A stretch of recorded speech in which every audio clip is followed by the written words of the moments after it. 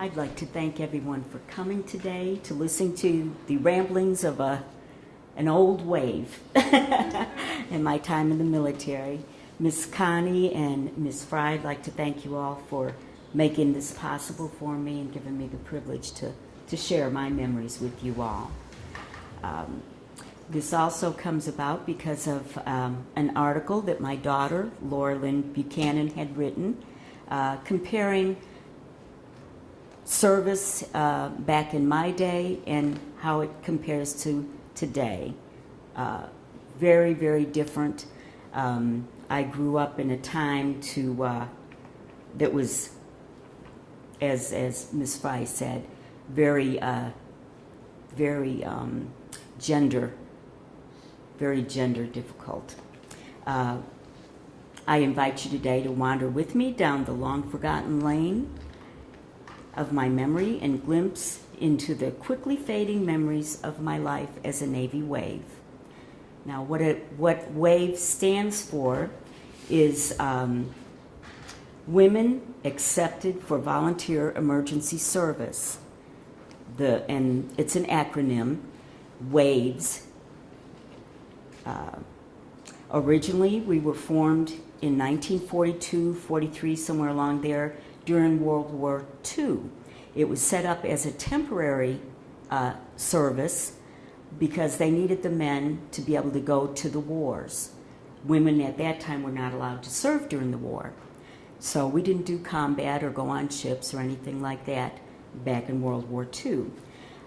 They were allowed to stay in for the duration of the war, but once the war was over, they had 6 months, and then they were discharged. So that was just a way of freeing up the men, much like Rosie the Riveter did. They took over the men's positions so that they could. I'm getting nervous. Okay. Then that changed. It changed in 1948. Women were allowed to enlist on a permanent basis. We were part of the regular Navy. But there was some resentment, and still is, by the men in the military, because you see the women were now taking up your shore billets.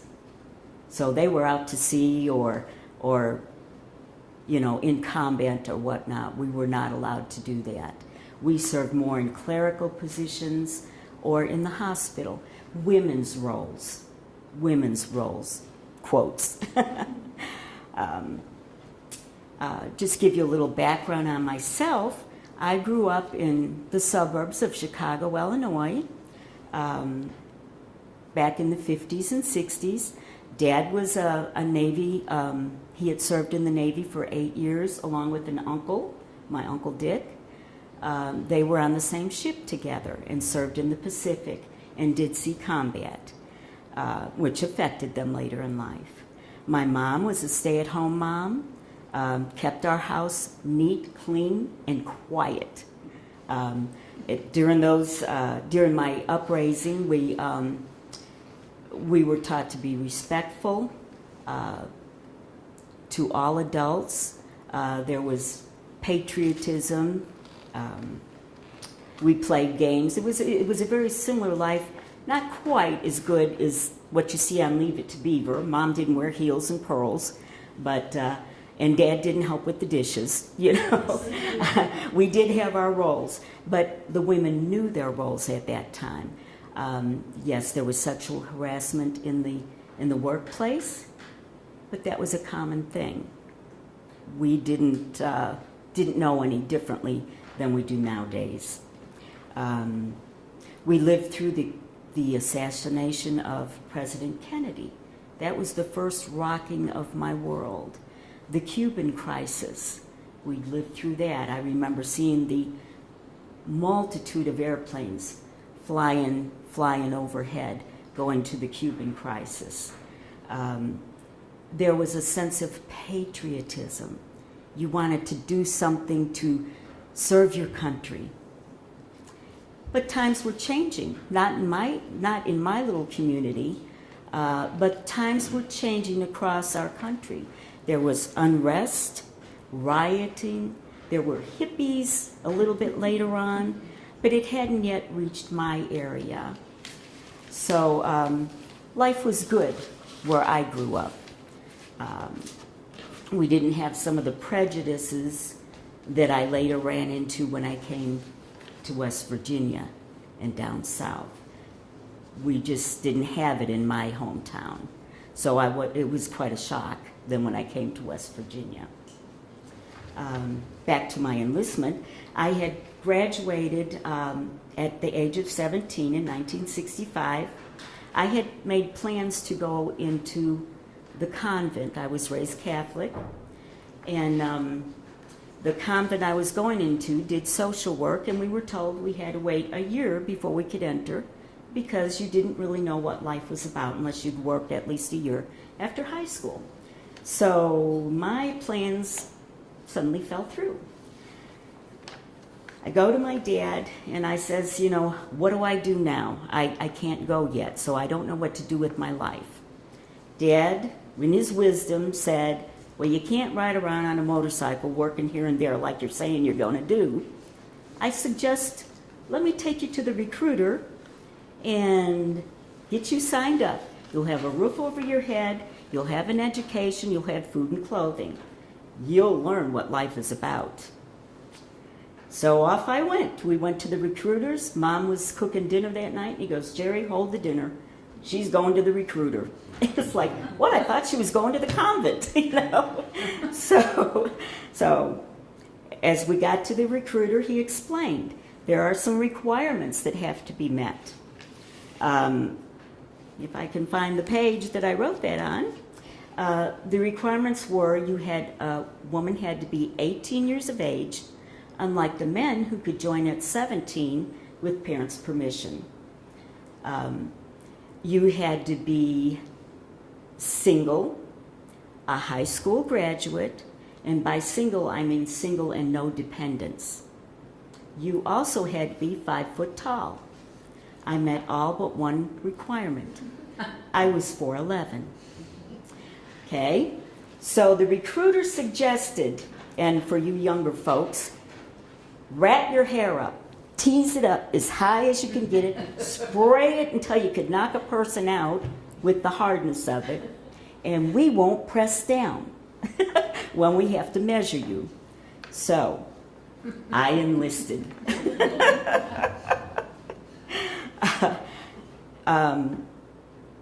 Let me see here.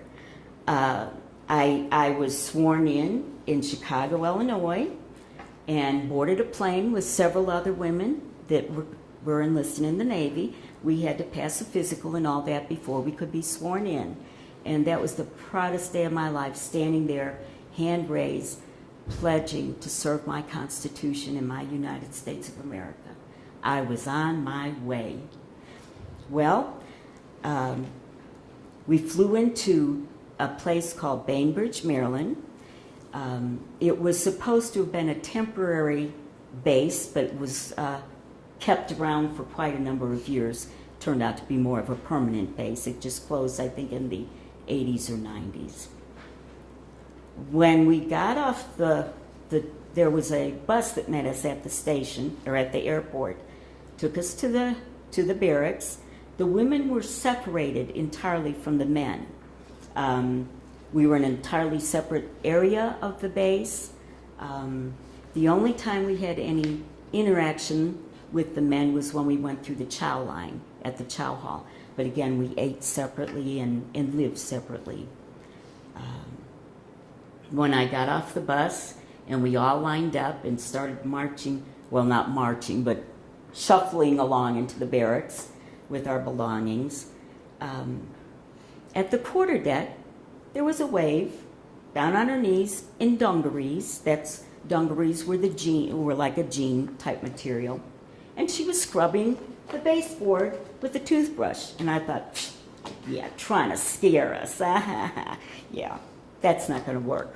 Well, 2 weeks later, I'm down on my hands and knees scrubbing the boards with a toothbrush. So The purpose of that was to teach you, no matter how menial the task, you do it and you do it right and you do it to the best of your ability. Our boot camp was 10 weeks long. At 8 weeks, we were given a day's leave to go to Lancaster, Pennsylvania, and I'll go over that in just a little bit. We started out with 100 women. Now, in our barracks, we were split up into 50 on the bottom floor and 50 on the top floor. When we met our captain, Captain McConnell, she told us, I don't like large companies.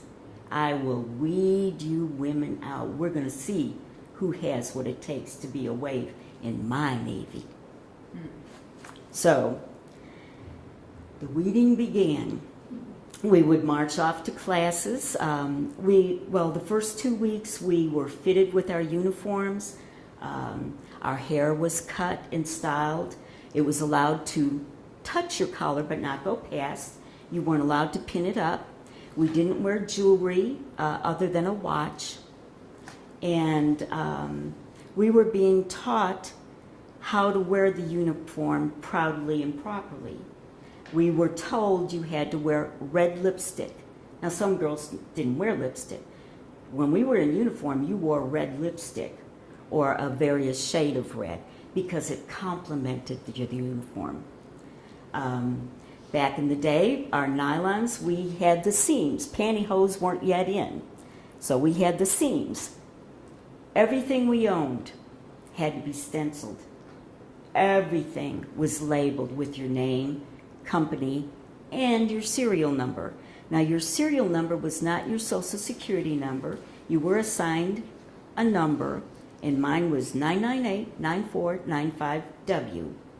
That went on everything I owned. Name, company, and serial number, including eyebrow pencil, lipstick, nylons, tweezers, anything you owned had to be labeled. We had little pieces of tape and we would scrunch it on there and roll it around that pencil, but it was on there and it better be showing when we had inspection. In our lockers, everything was placed in a certain position, spaced a certain space apart, all labels on everything facing out, and God forbid you were off the mark. You would come back from inspections to find lockers overturned, beds turned over, stripped of the beds, shoes hanging from the rafters, clothes hanging from the rafters, bedding piled in the floor.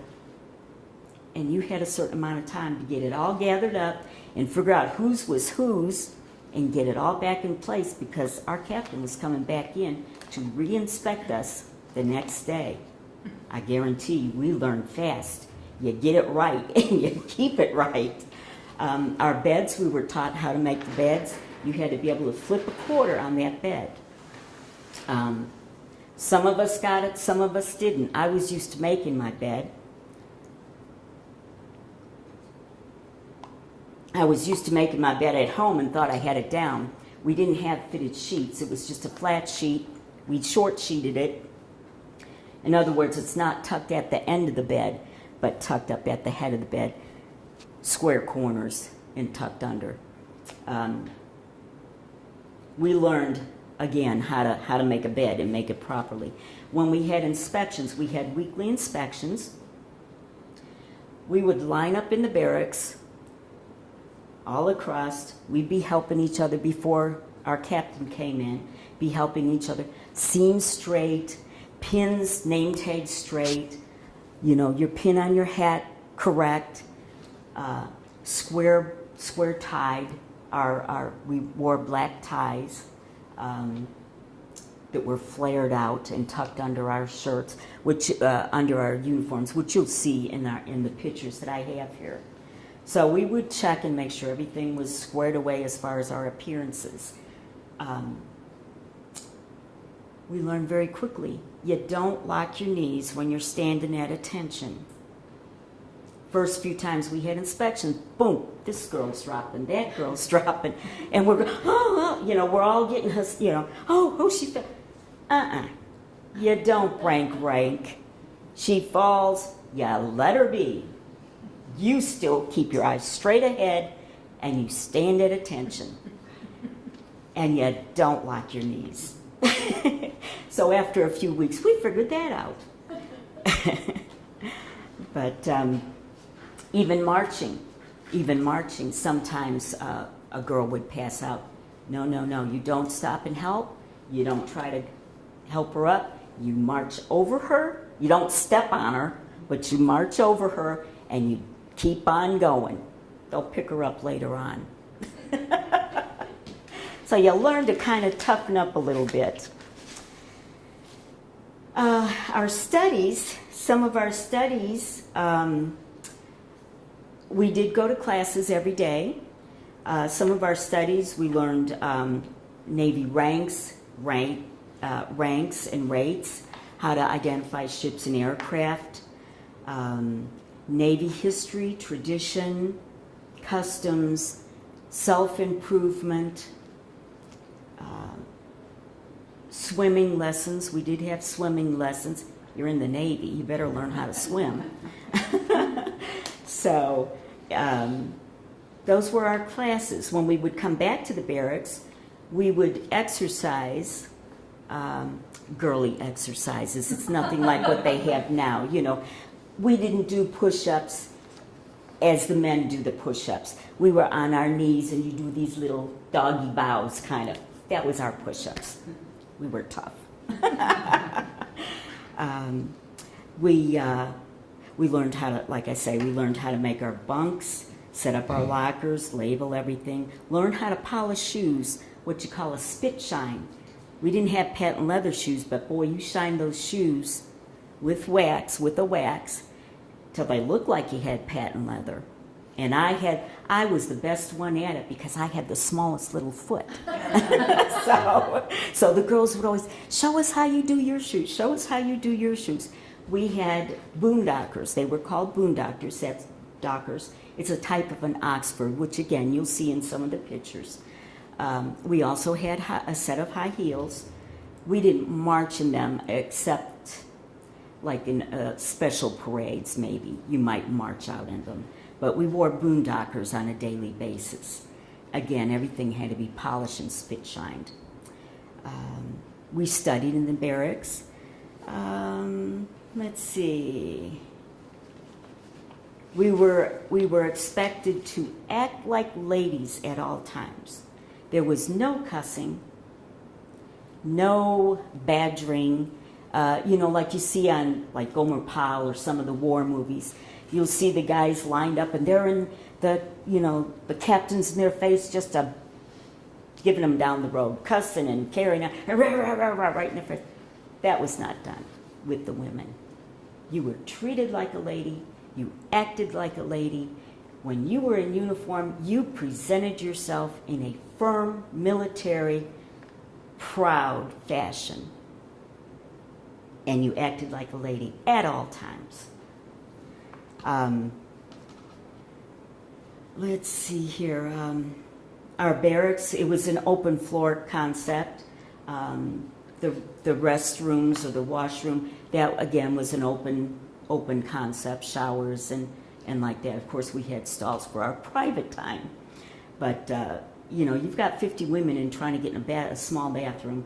It gets a little hectic. But we figured it out eventually.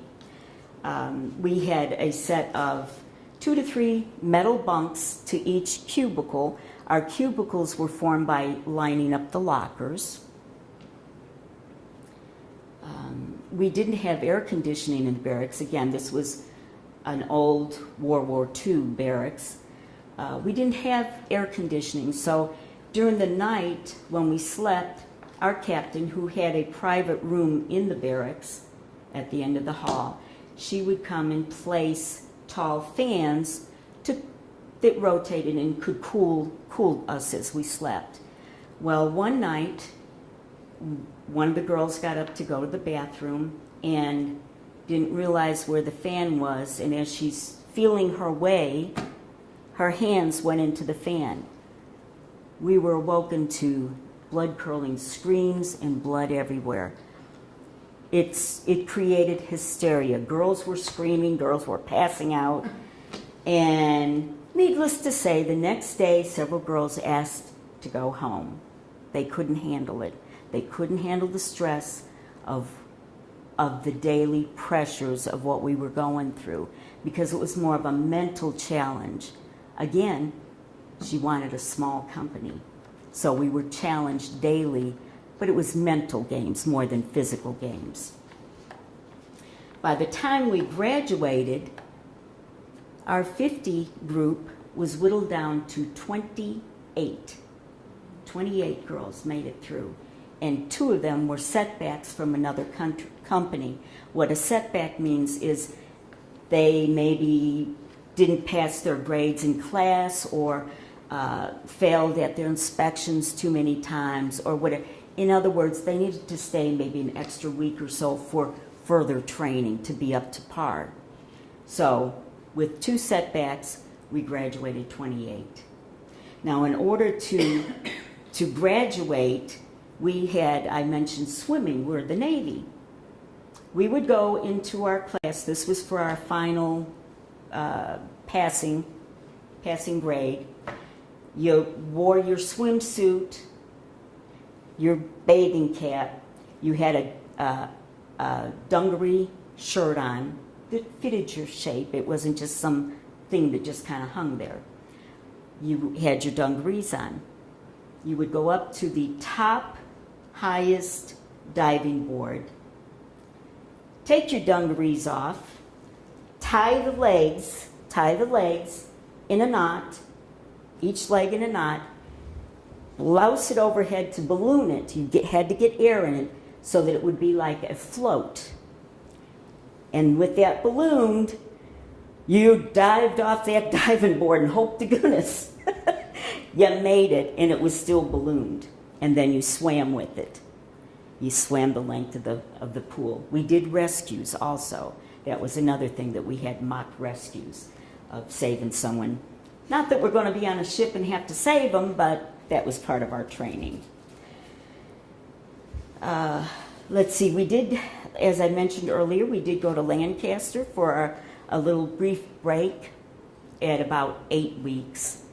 And when we got off the bus, there's all the sailors lined up, waiting for us girls to get off the bus. And we were quickly grabbed up by some guy, you know, and you walked through the town and visited with a fella. Now, while we were in, you couldn't talk about boys, you couldn't talk about fellas. They were called trees. So, oh, my tree stuck, when we go through the chow hall, my tree stuck a note in my mashed potatoes. Ooh, the tree, you know, it was all about the tree. Well, we met our trees when we got to Lancaster. Upon graduation, I was given 2 weeks leave. I went home. You'll have to let me know if I'm running over here. Went home to a hero's welcome. Went to the local school and spoke and was paraded around. You know, our wave is home. There was a write-up in the newspaper and all that. After my leave was over, I went back to Bainbridge, Maryland to go to radioman school. Now, radioman school is basically communications. I learned Morse code, you know, da-di-di-di, dot, dot, dot, and all that good stuff. Morse code, typing, teletype, electronics, how to troubleshoot our communication equipment. Back then, electronics was tubes and how that all worked and like that. Typing was on a manual typewriter.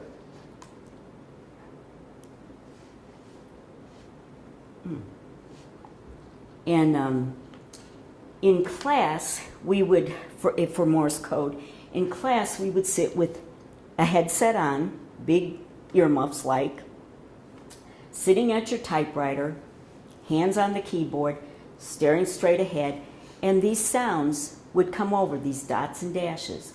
They started out very slowly, But as the weeks progressed, it got faster and faster. And you would sit there and automatically, as you would hear that sound, your hand would automatically go to that proper key. And pretty soon, you would find that your hands are just flying. Now, this is further along. Our school was 6 months long, so you didn't do that the first few weeks. So, you know, you would be typing along, staring straight ahead. And in class one day, our instructor, he was usually the one sending the code with the little key and all that. Well, he told us to just practice sending to yourself, and you would hear what you're sending. Well, unbeknownst to us, he would patch into somebody, and pretty soon you're hearing what that person is sending. And your hands would go, you know.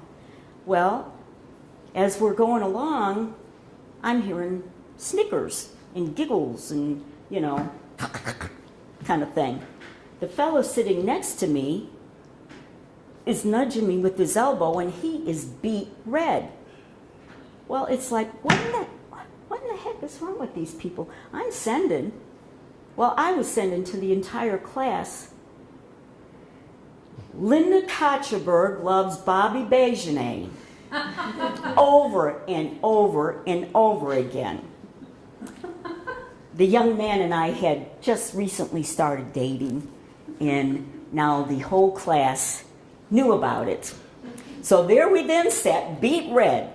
After that, anytime we came into class, our instructor would have, any new classes, our instructor would have us stand up, and he was told to look for the shortest girl and the tallest guy and put them at opposite ends of the room.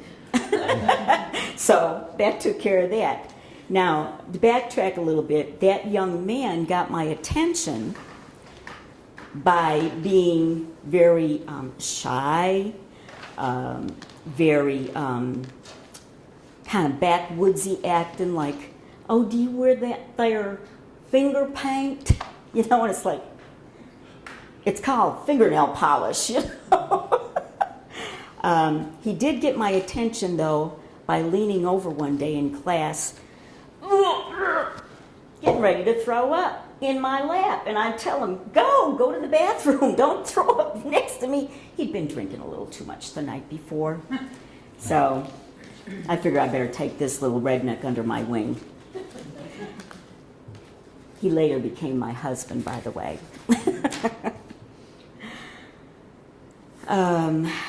Let's see here. My next duty station, we did graduate and all that good stuff. I was stationed in Washington, D.C. All the training that I had, and my soon-to-be husband, my boyfriend at the time, was stationed on a ship out of Norfolk, Virginia. My very first duty station was in Washington, D.C. When I showed up at my duty station at work, I was excited to use all the skills that I had been taught these past 6 months. Rude awakening. I was told, no, you're not going in that radio shack. We don't allow women in the radio shack. They only distract the men. You're going to be doing filing, clerical work, routing messages. I had a top secret clearance, mind you. I had 6 months of training just like the men did. I was as good, if not better than they were, some of them. But no, I'm going to do woman's work. Woman's work. I was also told, don't be wearing the ugly boondockers to work anymore. You wear heels. You've got nice legs. This was acceptable. That was the era that we grew up in. I wasn't offended. That's what we did, you know? So there was no sexual harassment awareness or anything like that back then. That was the era that we lived in all work areas. Also, that was my first run-in with the resentment of some men towards women in the Navy for taking up their shore billets. I would find that throughout my short Navy career. You had ones that accepted and welcomed you, but then you had ones that really resented and went out of their way to make life difficult for you. You do the coffee, you clean the toilets, you do this, you do that, you clean up this area. That's woman's work. And it was accepted. That's the way it was back then. So, needless to say, all my training, I've forgotten most of my code. If I don't really think about it, I can still say, I love Bobby in code. If I don't stop and try to think about it. Also, there was a war going on somewhere in some foreign country called Vietnam. A lot of the men went there and didn't come back. A lot of my messages that I handled were regarding what was going on over there.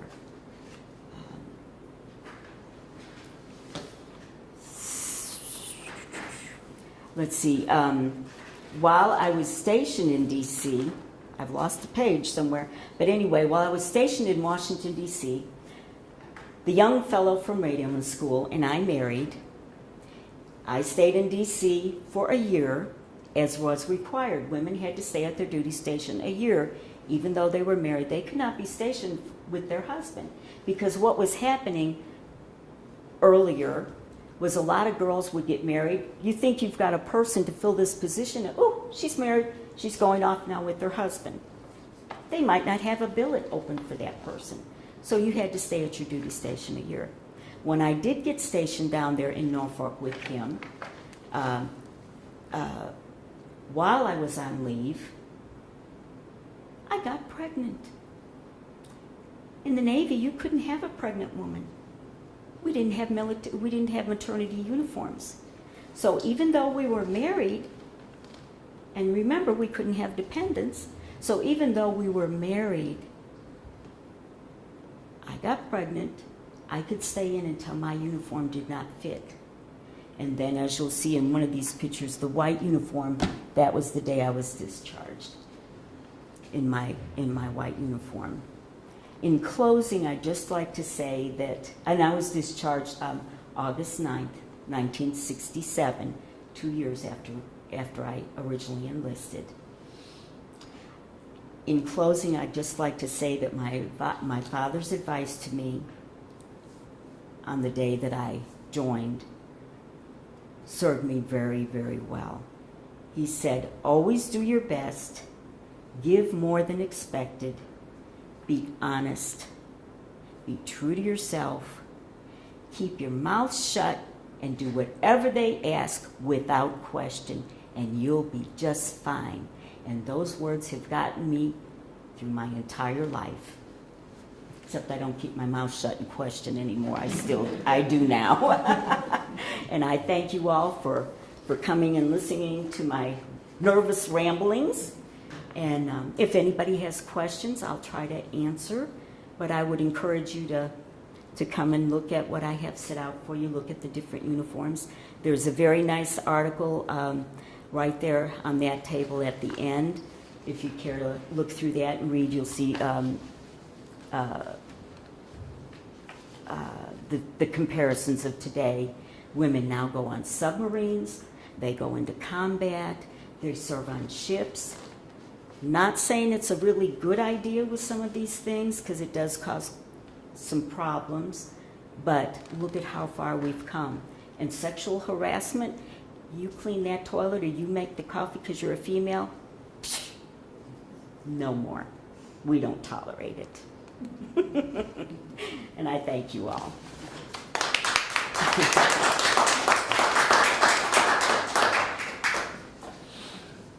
Are there any questions? I do have a question. Yes. So you wanted to be a nun. Yes. So once you enlisted, when did that all change? When I was a sophomore, I was raised up Catholic, as is very common up north. I had gone into the convent when I was a sophomore. I stayed a year, but I left because I had gotten very homesick. So my plans were finish high school, and when I get out of high school, then I'm going to re-enter a different convent that worked with the poor folks in the cities. And for that, you had to have some knowledge of what life was really about. So, yeah, my time in the convent was very interesting. It was quite interesting. But I always leaned towards discipline, a uniform of some sort, orderliness, and like that. So, yeah. Thank you for asking. Yeah. Anybody else? Yes. How do you feel about the increased roles and responsibilities for women in the armed forces now? I really have to commend the women that are able to do it now, because as I understand it, they have mixed training with the men. They prepare a lot for combat and such, just like the men do now. There's no, you're female, you're male. The women now can even wear the Cracker Jacks, the typical sailor uniform, which that was a no-no back then. We didn't have dress pants. It was skirts back in my day. The only pants we wore were the dungarees. Yeah. They go on submarines. One of my granddaughter's friends from school is on a submarine, on a nuclear submarine, no less. So it presents some problems, but it's good. We've come a long way. Mm-hmm. They no longer have the height requirement? They probably do. Yeah, they probably do. You have to be 5 foot tall. Yeah. But a woman can now join, if she's married, she can now join if she has dependents. Yeah. So, that's all been done away with. In fact, because I had been discharged because I was pregnant back in that era, I was invited in 1979 by the Navy to come back into the service. I was then married, had 2 children, and I was 30-some years old at the time. But I was invited to come back in, and I had very seriously considered it, because I had no identity other than being a wife and a mother. Right. But when I found out that now I'm going to have to serve on a ship, I was a little bit more knowledgeable about the logistics of how that's going to work out. Plus, my husband was still in the Navy. Mind you, he was career. He would be out to sea for 6 months. I would be on shore duty, and then we would switch roles. I would be out to sea for 6 months. I would have to serve sea duty also. So in looking at it, I right up to the time of signing on that dotted line, I decided, no, I better stay put. How's this marriage going to work? It's, it's not very good. Not very good, but both of you gone at different times, and it's not good for your children, so I declined. Would you have been doing the radioman? Yes, I could have gone back in. They said I could go back in with the same rank. I was discharged as an E4, a radioman 3rd class. I could go back in, or I could switch my rate if I wanted to. But then I would have to go through further training. I wouldn't have to go through boot camp again. I already survived that, so yeah. So. Did you stay in touch with some of the the one girl that is in this picture down here, this young lady, she was. We were in boot camp together. We remained. We were then stationed back at DC. She went on to secretarial or yeoman school, as I went to radioman school. We had our first children around the same time, within months of each other. And over the years, yes, we did keep in contact. We visited and like that, but have since, lost contact. Now, she did stay in. Not stay in. She went into the reserves when we were invited back into the service. Yes, so she eventually made a career of it. So, yeah, quite interesting. Yeah. Anyone else? All right. I thank you all for coming, and help yourself to some refreshments, and look at what little bit I have. Most of it has been cast aside over the years because we did move around a lot. And thank Thank you. you. Thank you Very for much. inviting me. Mhm.